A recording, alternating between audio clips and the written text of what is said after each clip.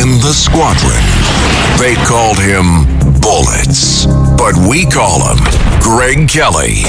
Greg Kelly is on the air on the Red Apple Podcast Network. Just, it's tough, and you look at it firsthand, and it's wild. This is real, and I wonder what it's like for those men, who ordered this. It's a very unusual perspective, obviously. Never been in that situation. Never will be, really, but what is that like? Now, I know that families, I can say this, have been treated with great care and just overwhelming compassion, and their every need, I am confident, is being met during this difficult time. And you look back what that Joe Biden did. How could he show up with a bunch of Gold Star mothers and fathers after the Abbey Gate fiasco, those 13 Marines, soldiers, sailor, wiped out, totally unnecessary, shouldn't have happened. And he goes, this is supposed to be what he's good at, right? He is the consoler-in-chief, right? At times I thought that Joe Biden wanted to be a funeral director, something kind of, I happen to know a great funeral director, but there's something almost like he had a death fetish, Joe, talking about all the death that happened to him. And anyway, he opens his mouth and he turned all these Gold Star moms and dads off. Just unbelievable when you think about it. Listen to this. This is this is when we were getting out of Afghanistan and we lost 13, and he met with their families. Cut 1, if you don't mind. Cut 1. He just talked about his son and said how much he knows, or he understands how do we feel, because he lost this kid and he didn't know how we feel, because he was there with his son when he passed. We didn't have that privilege. We receive our kids in a casket. I just feel so disrespectful by that man, because it was all about him. The disrespect that we were shown with him checking his watch, not even looking at us, it was just total disrespect. Someone screamed at President Biden, "Burn in hell." That was my daughter. Yes, and she meant it. The administration didn't seem to know our story. They didn't seem to know Nicole's name, our names. People from the military certainly knew our story, Nicole's name, our names, and that was expressed to us in a way that felt very genuine and loving. So I heard some people say, well, what do they want? They're in the military, bad things happen, Well, you have to remember that Joe Biden rushed and botched that withdrawal so he could be out by 9/11. That was his big thing. He thought that there would be political points for him somehow if they got out before September 11th, whatever. We also know from documents and elsewhere that he had been briefed on how bad the Afghan security forces were, that they would fold and run, and that they stunk. And he told the president of Afghanistan that he has to lie and say that's not the case. He said it out loud. Said it right to the guy. We cannot say this. There's a transcript of it. No matter what the truth is, you got to say that these guys can do the job when he knew they couldn't. The military is raising all kinds of concerns. Everybody had concerns. Joe Biden had one. I want to be the guy who gets the troops out by 9/11. He was obsessed with it. And he thought he had, like a little bit of cover because, well, he's a Gold Star father himself. Now, he actually is not. He's not, because every time he went around saying that his son died in Iraq, he was lying. And he said it. It's unbelievable. This is stolen valor, everybody. Cut 2. That's where my son died. I say this as a father of a man who won the Bronze Star, the Conspicuous Service Medal, and lost his life in Iraq. My son, who spent a year in Iraq and died, was a patriot. He didn't die in Iraq. That's the whole thing. He didn't die He didn't die in Iraq. He died in Bethesda, Maryland, at a hospital. How about that one? And then, remember, we were told what a decent man this is. Remember, who was that comedian from Saturday Night Live? The guy who's the head writer, Colin Jost. And he said, Mr. President, I know you're a good man. My uncle said so, and my dad really admires you. What kind of decent man looks to human beings and says something like this? You know, you're the president of the United States. I assume you're going to talk to people. I assume that that's what's going to happen. Right? I don't think it's anything to brag about. Cut 3. I know more world leaders than any one of you ever met in your whole goddamn life.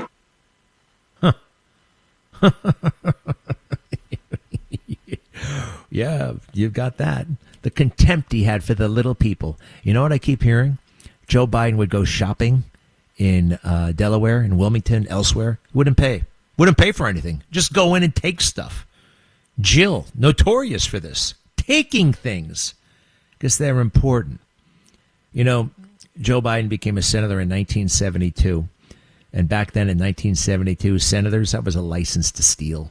Right? You were going to be a rich man no matter what. Right? And his whole life, he'd been operating by 1972 standards. All right, let's forget him for a moment. Let's forget him. Something important happened this week. A little bit of a clue. And we talked to Blaine Holt, one of the smartest guys on the Iraq war situation. I'm sorry, the Iran war situation. Everything about it he knows. And there's a little clue here about what's going to happen next. Listen carefully. This is General Raisin Kane, chairman of the Joint Chiefs of Staff, getting questioned by Jack Reed, senator from Rhode Island. Happens to be, a typical Democrat crazy person, but he is a Vietnam veteran. Listen carefully, if you don't mind. Cut 5. General Kane, these airstrikes have not yet deterred and defeated the Iranians. Do you think airstrikes alone will do that? So I think academically, as you look across the totality of history, air power's got limits, and we always have to be mindful of those. Air power has limits, and we always have to be mindful of those. So that's a little bit of a signal. As we know from history, there is a little thing in history that says that you can't win with an air war. You can't win just with an air war. You got to send in the troops at some point, but those troops could very well be Iranian, all right? Iranian boots on the ground. That could happen. And remember, this has been something that the fake news, no one has bothered to really consider this, even though President Trump has said it out loud, that the Iranian people have an opportunity to do something about that government, right? There's a reason why we're not bombing, that place to kingdom come. We want the people to have a life when this is all over. There are good people in Iran. I'm not talking about the mullahs and the IRGC and the crazy people. We're talking about the millions and millions and millions of good people. And we're doing some stuff to help them behind the scenes that we don't know about, although we do know it's happening. President Trump, February 28th, the first day of the war, cut 6.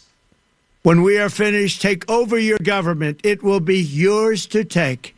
This will be probably your only chance for generations. For many years, you have asked for America's help, but you never got it. No president was willing to do what I am willing to do tonight. Now you have a president who is giving you what you want. So let's see how you respond. Let's see how you respond. And people are saying, well, what about it already? What about it already? Well, it takes time. We got to get them weapons. We've got to get them positioned. We got to soften up the regime. We've done that. Wouldn't this be amazing if the Iranians rise up and take care of this? It'd be the first time it's ever really happened, like pretty much organically, right? We've tried to bring this about before. The Iraqis didn't really want Saddam Hussein gone. That was something that we couldn't really get our head around. And in the end, we didn't even want him gone. We probably never should have gotten rid of Saddam Hussein. As much of a creep as he was, he kind of kept to himself. He minded his own business. He talked a big game, but what do we care? What do we care? So you got rid of him.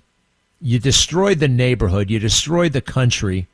Yeah, but we got rid of Saddam Hussein, bad guy. Well, there are a lot of bad people in the world, a lot. And, sometimes we have these ceasefires, right? Ceasefires that go on for a while. Well, the ceasefires are a mechanism for us to do a bunch of things. Get more bombs, take a break, and allow things to happen in Iran, like those people to get their ducks in line in a row to throw over the government. And one of the ways we did that was with this MOU stuff, Memorandum of Understanding. Memorandum of Understanding. Very few people understand the MOU. Cut 7.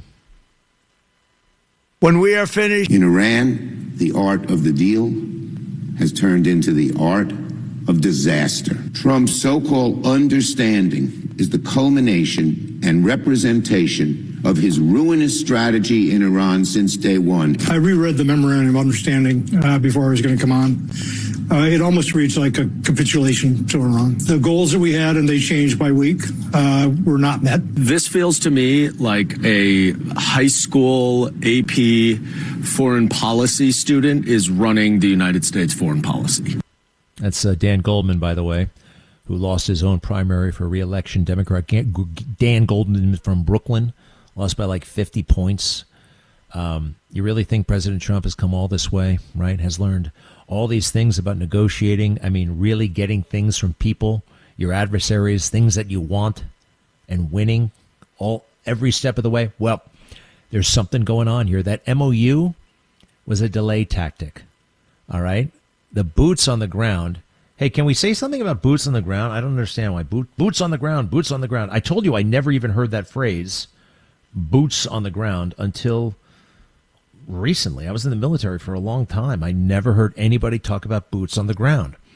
We would put our boots on and we would walk around on the ground, I guess, but we never had this boots on the ground situation. Boots on the ground, boots on the ground. You can't have any boots on the ground. Well, where the hell else are we going to put our feet? Cut 4.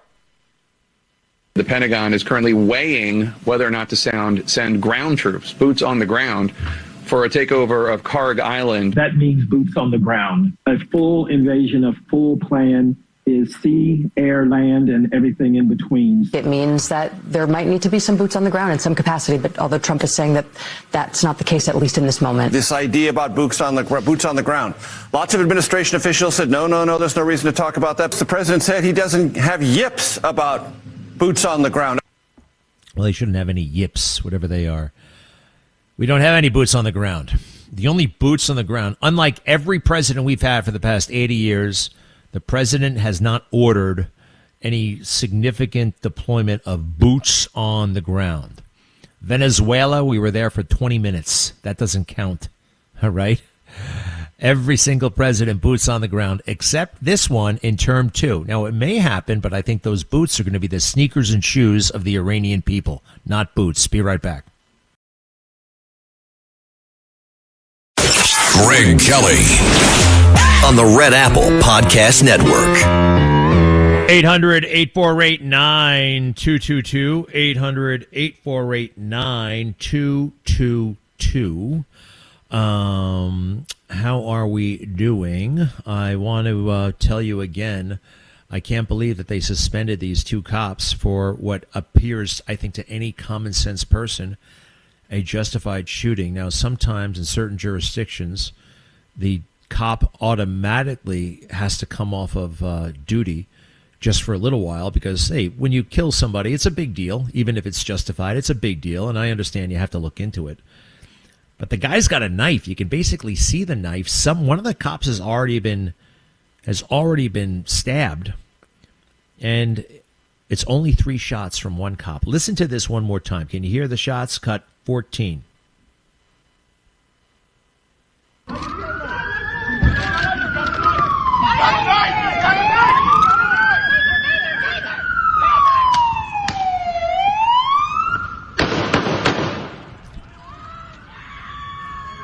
One, two, 3. 3 shots. The people who took this video were about 50 yards away. Ike's. Okay, that's good. 50 yards away. If they were a little closer, like what happened in another part of the country, in Connecticut, a guy's getting wailed on by his own son, an adult son with a baseball bat. The guy is dying. In fact, he's being killed.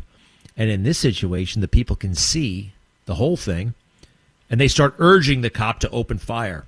You don't hear that every day. But sometimes you do. Shoot him. The last time I heard that was, remember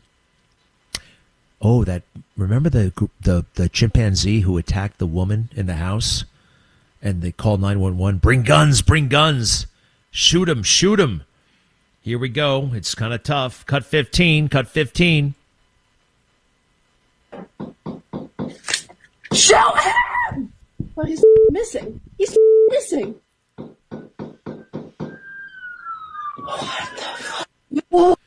Oh, wasn't missing. He was shooting, but the guy kept hitting. Somebody asked me, why is it that firefighters are so popular and cops are not as popular? Firefighters, they put out the fire. What's not to like, right? Cops sometimes have to kill people. Cops show up and tell you that somebody close to you is dead. You see cops sometimes where there's bad news. So it's always been kind of it's more challenging. I think the job is. Yeah, a little bit more challenging. And they have to interact with the community in a way that isn't always the sweetest. They're heroes, though, just like the firefighters. They're heroes. And to see this Mamdani character just strip away their authority and pretend that everything is normal. It's not. Crime has never been worse in New York City. Never been worse. I have never seen this kind of disrespect, this kind of filth, especially in Times Square. Times Square, you're coming to New York from somewhere else, stay clear of the center of the city. Used to be the most, for a while in the 70s, it was terrible, porno theaters and that kind of thing. Then it got cleaned up, and for about 25 years, everything was great. Until a 34-year-old punk who never had a job showed up. Zoran with an H for some reason.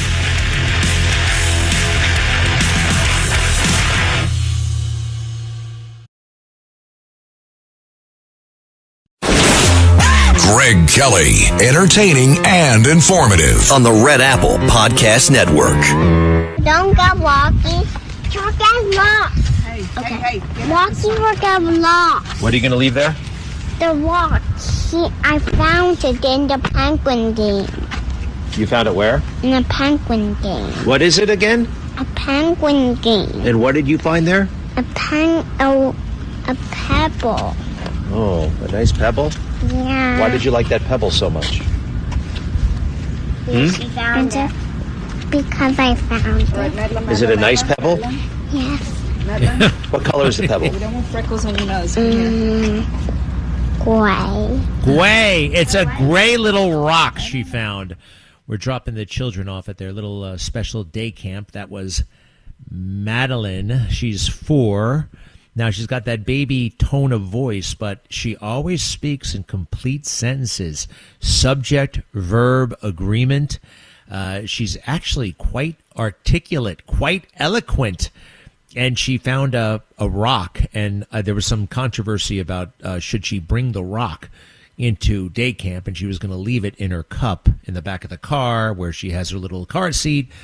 Anyway, the pebble. Can you imagine? I remember being fascinated by a pebble. However, my pebbles back in the day had to have like googly eyes glued to them, right? It wasn't just you couldn't just have a pebble on its own. 800-848-9222, 800-848-9222. Oil prices surge. All right, we kind of knew that was going to happen. We knew that's going to happen. They go up, they go down.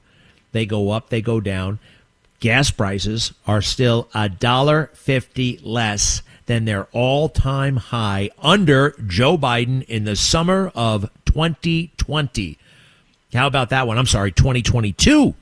2022, which was the run-up to the midterm elections. I know people are getting very pessimistic and nervous about the midterms, in part because I'm always seeing a constant deluge of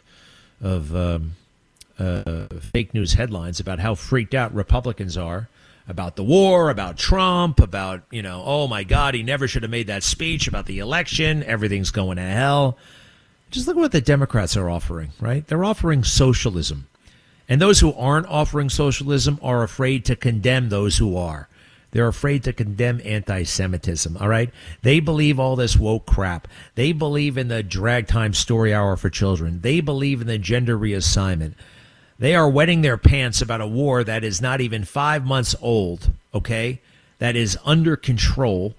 These are the same people, the same party that really just sat there and watched Iraq and sat there and watched Afghanistan. How's it going, General? Oh, the war is going very well at this point. We see a continued assumption of responsibility by the Afghan and Iraqi security forces. And we project that within the next 3 to 4 quarterly time lengths, we will have... No, you guys suck.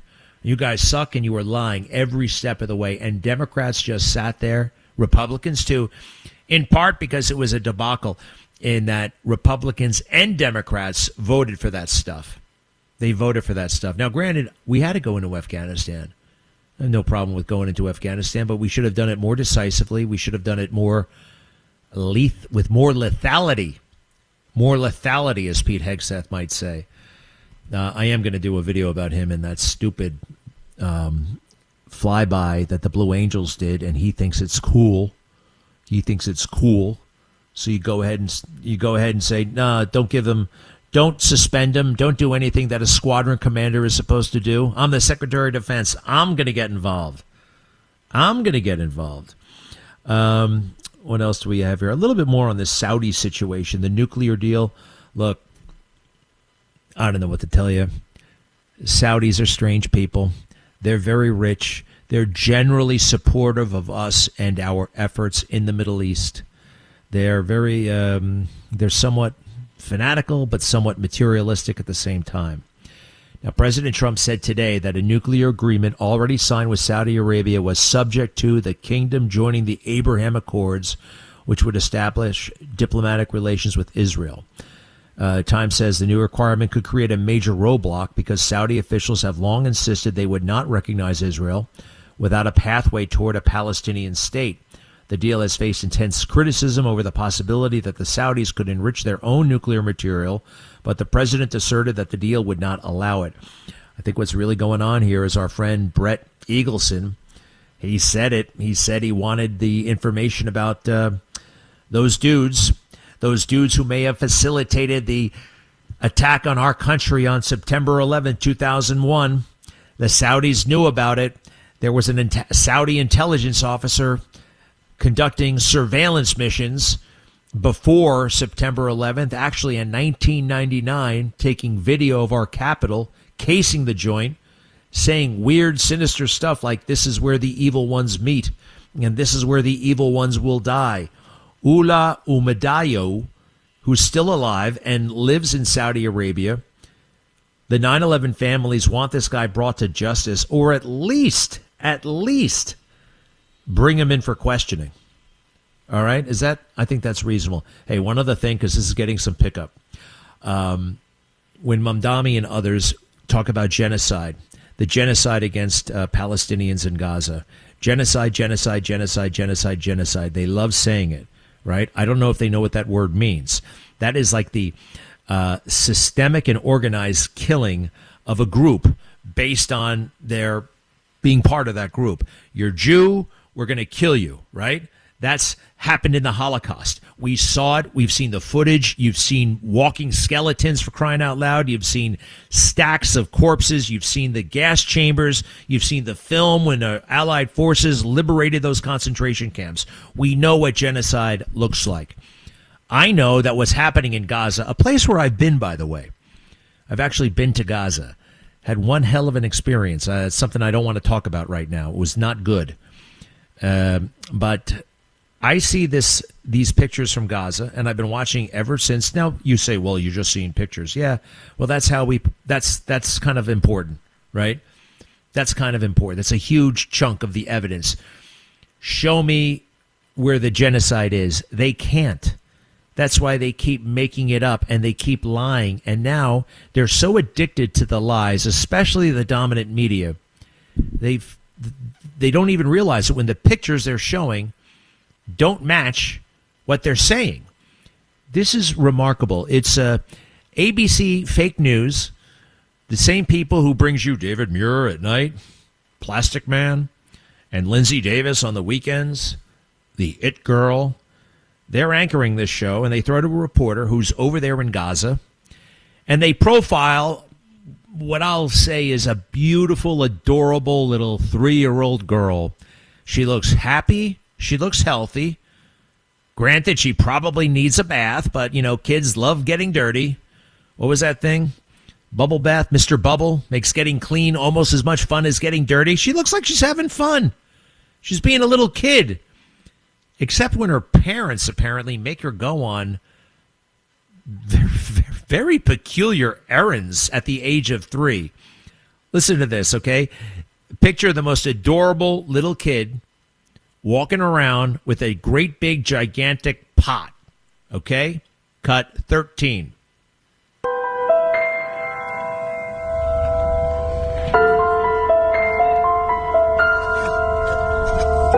Armed with a pot the size of her head, 3-year-old Wad Qasim walks a now familiar route.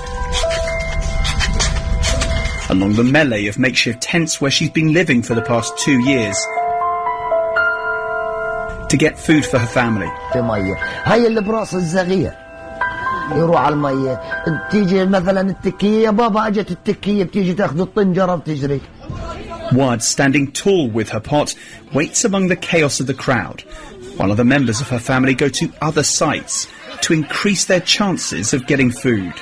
Growing impatient by each minute, she stares into the pot, the reflection of the sun briefly blinding her eyes. This scene still common in Gaza, even 9 months after the US brokered a ceasefire. لا الحياة يا أخي ما تحسنت بعد وقف إطلاق النار. Wad's family among the 1.6 million people in Gaza who rely on food handouts like these, according to the UN. On this day, no member of the family was able to Stop get for food. a second. They got a 3-year-old kid in the middle of about a couple of dozen other people, adults. Okay, I don't know why they have a 3-year-old kid there, but she's 3 with a pot. Okay, now listen to what happens. Wad becomes lost in the crowd despite her efforts.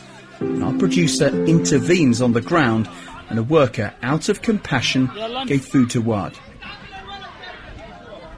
She successfully secured a meal for her family, bringing back home a pot full of stew to her relatives. 12 of them live here in this tent. And though life can be grueling, the family is still grateful to share a meal in each other's company. All right, stop. Beautiful little girl. She's 3. She's the smallest one in the family. She comes with this big pot of food that is, it's bigger than her. And she goes in, she puts the pot down before her mother, who is healthy and about 45 years old, her sister, who looks like she's about 15, another sister looks like she's, 12, right? They sent the littlest kid, the 3-year-old, to get the food. Now, why would they do that? Why would they do that? For a photo op. For a photo op, to make the situation look somehow pathetic, which it is kind of pathetic. Can you imagine? I have a 3-year-old, sending her to the store, sending her out to, she's 4. You couldn't send her anywhere to get anything. Send her down the hall to get her teddy bear at best. Send her down to the middle of Gaza City with a pot. Go get some food for your family, big sister, mom, dad, and the rest. And then these other people, I used to really like them. I used to really like UNICEF. I had that little orange box. It was very cute, the orange box. And we'd shop that way. We'd trick or treat that way. It was fun. I liked it. I like raising money for the kids with the UNICEF orange box. Give me that UNICEF guy, Carlos, if you would. Right around there. You got it? Hit it, please. We've been going around the market for a bit now and asking about the prices and how people are coping with the situation. As you could see, some items are in the market. The ceasefire had given a glimpse of hope of access to aid and commercial goods, but unfortunately we're still far from what is needed. The problem is the prices. The prices are really high for anyone to get food for their families. All right, stop. Wallahi. Grocery prices are high here too, pal. And what's happening behind him are well-fed people walking around. Life looks pretty normal there. It doesn't match with what they're showing us. Let's see here. 800-848-9222. Yes, Clifford. How are you? Very good, sir. So I've been in Iraq 2003, 4, 2009, 10, and there's a lot of reasons why we went in. The military had a secondary reason that never is broadcast. Has to do with every single war we've ever fought. We opened a second front, and that's one of the main reasons why the military wanted to be there. It was messed up by Bremer, by the way, who had the de-Ba'athification policy. The Iraqi people revolted against the leader and actually were in the street tearing down their statues of Saddam. They didn't want Saddam. And they were on our side until we did a de-Ba'athification policy. That was Bremer who did that. Well, a couple of real quick things. First of all, 2, 3, 4, you say 9 and 10. That's a long time over there. No, I would have to disagree with you. I mean, Paul Bremer was a disaster, and so was de-Ba'athification. But it was really unclear about the Saddam Hussein loyalty. They tore down that statue. You know who tore down that statue? That was a psyop.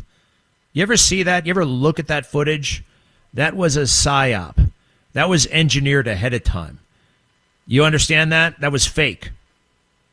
I'll have to disagree with you there as well. Yeah, I know. I've looked at this. I've studied it. That was we have information operations. Those people, that was not genuine. That was engineered by us. It's clever. I'm not, faulting us for it. But we did not factor that in. He's a son of a bitch, but he's our son of a bitch. There was a lot of that in Iraq. He wasn't despised as we wanted him to be. What was the other front? I don't understand the other front. I can bring to bear, but that was well. No, what is the other front you're talking about, and why were you there so much? 2 times, like bookends, 2003, 4, 2009, 10. And the second front is Afghanistan. What we did is set up, in essence, you bring the people to play in your battlefield instead of the other way around.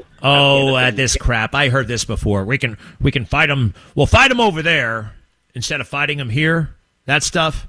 Is that what you're saying? You fight Al-Qaeda. Yeah. You want them to fight. No, I don't subscribe to that. I also don't subscribe to lying to the American people. All right? And they were still conducting terror operations all over the world.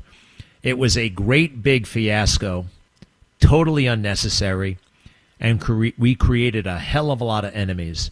And take a look at that Firdos Square thing. If they were that fed up with Saddam Hussein, we would not have had that insurgency that we had to deal with for so long. De-Ba'athification definitely was a part of it. And Paul Bremer was a disgrace. Never should have had that job. You ever meet him, by the way? Yes. Weird little guy, right? Weird little guy. Yeah, it seemed like he wanted to have the security force to protect him from us. Yeah, he enjoyed being like a viceroy. He enjoyed the perks of power. Finally, were you in the military? Were you a contractor? What? I was everything over there. Okay. All right. You were everything. All right. Listen, I got to go, Cliff. Stay in touch. We'll be right back. Greg Kelly, entertaining and informative on the Red Apple Podcast Network. Over my social media, I see these one-man drones, like a drone that you can fly. Have you seen these things? At first, I thought it was AI. I'm told it's not AI. You sit in a little cockpit. It kind of looks like, what is this thing? What does it look like? It's it looks like a drone with a little seat in the middle and a little windshield. And I see people flying it around their backyards. No one's really going particularly high or fast. They're just kind of taking off and turning around and going around the backyard. I guess they're still testing. But boy, oh boy, do I want one of these things. The thing about the drone, if we get and fly them as people, flying them is going to be a hell of a lot simpler than a helicopter. Oh, by the way, did you hear? It was one of the most heartbreaking stories. A helicopter was flying around New York City a year ago, and it was a tourist helicopter. And it was February, I think, of last year, 2025, cold day, and this wonderful family from Spain on a great big vacation / business trip for the father. They went on a helicopter ride around Manhattan. This is something I've done a bunch. I did it when I was a kid. I've done it as an adult. I don't think I'm going to do it ever again. I don't think you're going to find me on an old rickety helicopter. I flew enough of those in the military. I should have learned my lesson then. I don't know. They're not as safe as fixed wing. They're just not as safe as fixed wing. But anyway, this family, and they took a picture just before getting on the helicopter, and that's what really, they're all so happy, and they're in their winter clothes, and they have this little like special life preservers that you have to wear. And what really gets me are the kids, how excited they are. And I know that feeling. You're getting on an airplane, on an aircraft, a helicopter. It's unique. Most people never get to fly on a helicopter, let alone do it as a kid. It's very unique. And they're excited, and they're on the helipad, and they're smiling, and it's like the ultimate moment of joy. And in about 10 minutes, they're all going to be dead. Oh, it really... there's a bird strike. That's how it happened. The pilot was killed as well. And I heard a lot of murmuring, and nobody knows what happens, right? At first, there are theories. And sometimes the theories, because it's convenient, they'll start blaming the pilot right away. It's easy to blame the pilot.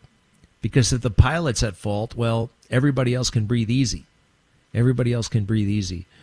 Because, maintenance is okay. The manufacturer is okay. No, the pilot must have screwed something up. Well, it looks like there was a bird strike. And I haven't heard of too many helicopter bird strikes, but they do happen. And when they do happen, they can be catastrophic. And they found birds, and there's reason to believe that the bird strike led to the mishap. Now, as beautiful as this family is, and I just got choked up there about their death, I do believe, and I have to think more about this. I am Christian, and I believe that when you die, you go to heaven. I do believe that. And, some people say, well, if you don't accept Christ, and I know that, it says it in the Bible. Well, I went a little bit deeper on that, and I've spoken to some Christians who know more about the Bible than probably I'll ever know. And they say that no matter your faith, when you die, you see Jesus, and he's so beautiful, and it's so captivating, and it's so wonderful, and it's so joyful and peaceful and loving that no one would go in another direction. No one. Isn't that kind of amazing? That's in Matthew. It's a little bit different. Some read it, but I think that's the way. Thanks for listening to The Greg Kelly Show. You can hear The Greg Kelly Show weekdays at 12:15 on 77 WABC. If you like the podcast, share it with your friends and listen anytime at WABCRadio.com and download the WABC Radio app. Hit that subscribe button on all major podcast platforms. Plus, follow WABC on social on Instagram, TikTok, Facebook, and X. See you next time for a new episode so you never have to wonder. What the heck is going on here?